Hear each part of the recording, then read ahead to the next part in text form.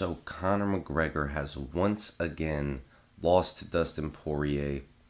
This time, however, much more controversially than the second time they fought in January of 2021. This time, of course, in January, Dustin Poirier knocking him out with his hands after kicking him very, lighting up his leg with the low kicks.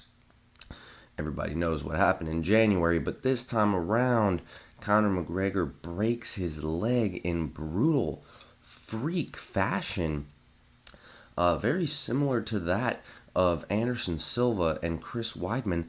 However, his was not even upon impact of a kick.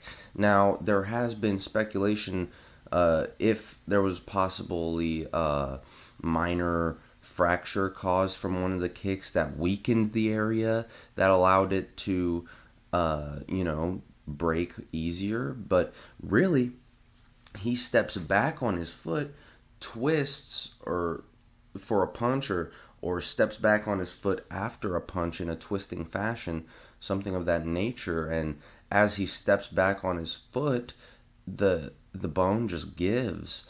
And so with that being said, it broke in the same spot as Anderson Silva and Chris Weidman, but the leg bent down and actually went flat, almost like Kevin Ware or something. Luckily, the shin was not protruding the skin.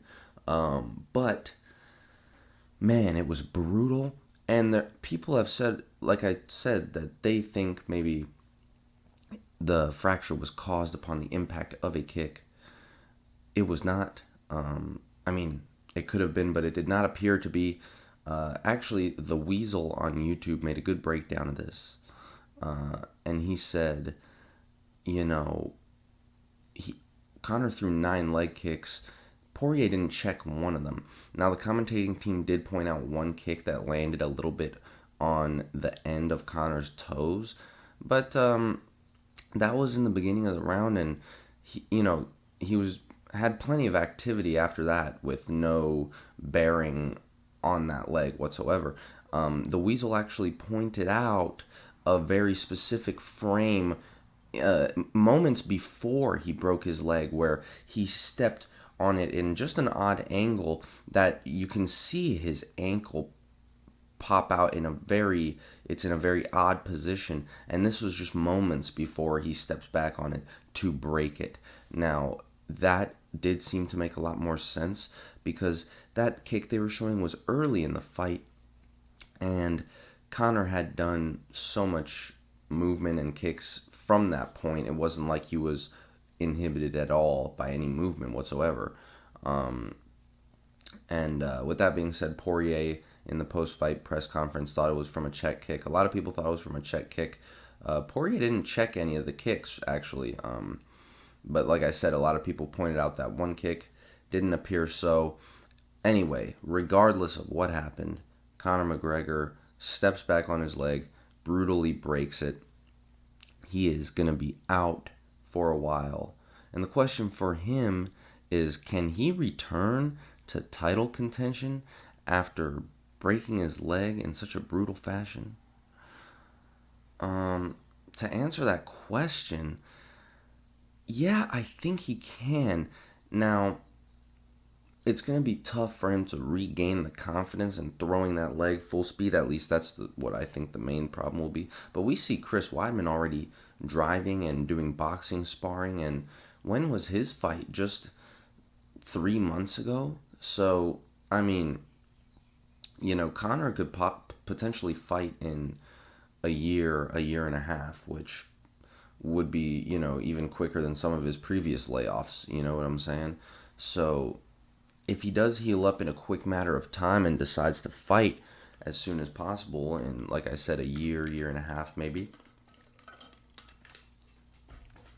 would they give him the Poirier rematch instantly? Well, he definitely will want it. I'm sure Poirier wouldn't mind getting another big payday, and Dana White said he'll give it to him. So really, yeah, I think he will. And what I think should happen is he should get a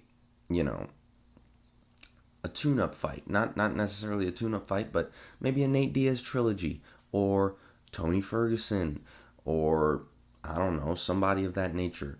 But the dangerous part of that is if you lose that, then you really can't do Poirier number 4. So if you lose to Poirier, then you can still do all those after. So it'd just be rough if you lost to Poirier 3 times in a row. That would be pretty rough.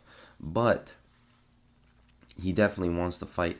And, you know, Poirier obviously won the first round of that fight.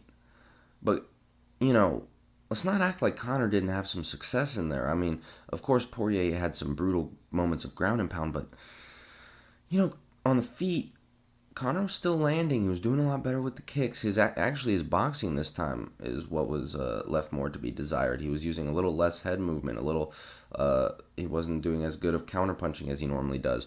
Poirier was actually putting on the pace and the striking, and it was a lot more of a back and forth battle. And in the first minute and a half, I thought Conor was doing very good on the feet. And then once the hands started getting involved, Poirier started really moving forward with a high pace and a high volume of punches. Not only a high volume of punches, but these punches were very hard, you know. And they may not be as hard as 1 or 2 that Conor McGregor gives, but Poirier was dishing out 4 or 5 punch combos. And, you know, 1 or 2 of those punches land on Conor. That's all it took, and that's eventually what led to him clinching up with Poirier and jumping the guillotine, which is very unusual for Conor. Now, I don't intend to break down the fight here, but this is just a video on if Conor can get back to intention.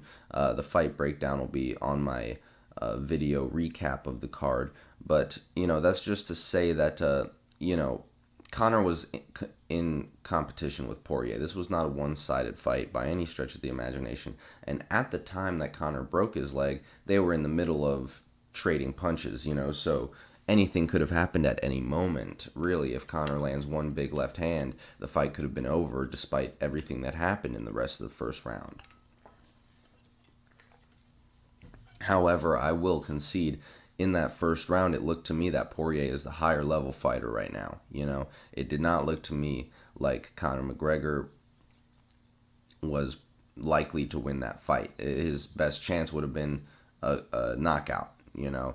But if that fight went to a decision, it looked like Poirier had a good chance of winning rounds, you know. But actually, McGregor was using the kicks very greatly, and that's kind of what got him in, what was his start. You know, of course, his left hand was always brutal, but it was always the kicks that opened that up. You know, always the spinning kicks, the head kicks. He always would use the kicks to open up the hands, and that's what he was doing in this one. I would just like to see a little more, you know, of that same old head movement he would use. He wasn't using it quite as much. But like I said, don't intend to break down the fight. Can he get to title contention again?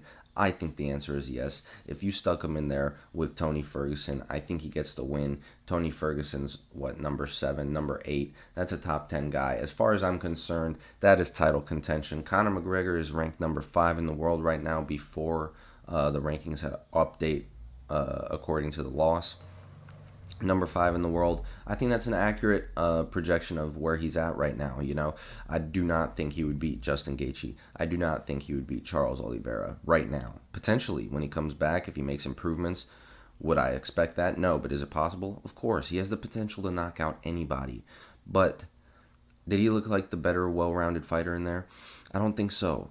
You know, like I said, he did much better at mixing in the kicks. But like I said, Poirier's boxing actually seemed to be turning on before the fight hit the mat, you know.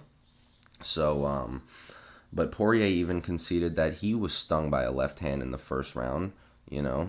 Clearly not too bad because, you know, he was never hurt or dazed by it.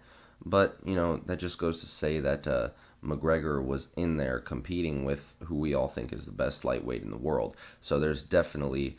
he could definitely still remain in title contention because even if he lost this fight, even if he got knocked out again with no controversy, we're talking about probably the best lightweight in the world, if not the best, you know, top 2 with Charles Oliveira. So, like I said, I don't know if he'd beat Gaethje. I don't know if he'd beat guys like that, even Makhachev, probably not. But he will definitely beat that second tier of lightweights still, in my opinion. If he fights Rafael dos Anjos, I think he wins that fight. If he if he fights Tony Ferguson, Dan Hooker, I think he wins those fights. You know what I mean? But let me know what you guys think about that. Let me know if you think McGregor will ever contend for a title after this freak injury, I should say. And let me know what you think about the video. Leave a like, leave a comment, subscribe for more videos like this one, and thank you very much for watching.